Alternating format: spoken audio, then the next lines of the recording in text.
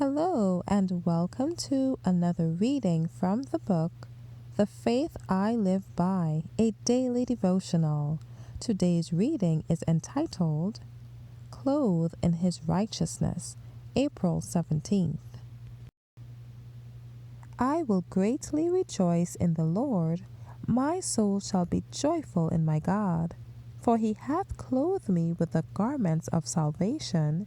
He hath covered me with the robe of righteousness, as a bridegroom decketh himself with ornaments, and as a bride adorneth herself with jewels.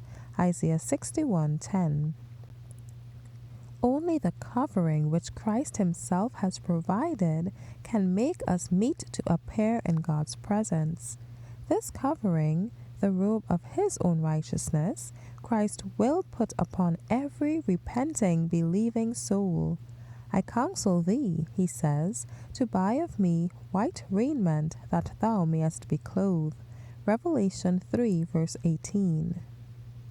This robe, woven in the loom of heaven, has in it not one thread of human devising.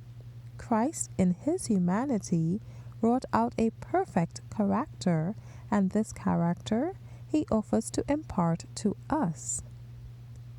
All our righteousnesses are as filthy rags. Isaiah 64:6. Everything that we of ourselves can do is defiled by sin.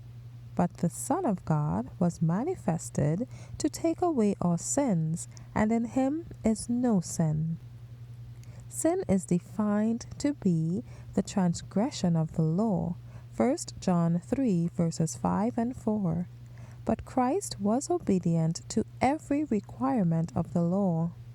By his perfect obedience, he has made it possible for every human being to obey God's commandments. When we submit ourselves to Christ, the heart is united with his heart, the will is merged in his will, the mind becomes one with his mind, the thoughts are brought into captivity to him. We live his life.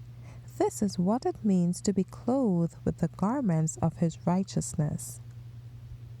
Then, as the Lord looks upon us, he sees not the fig leaf garment, not the nakedness and deformity of sin, but his own robe of righteousness, which is perfect obedience to the law of Jehovah. Those who accept of Christ are looked upon by God not as they are in Adam, but as they are in Jesus Christ, as the sons and daughters of God. We are not to be anxious about what Christ and God think of us, but about what God thinks of Christ, our substitute. Thank you for listening today. I trust that you have received the message God had in store for you. God's peace be upon you. Maranatha.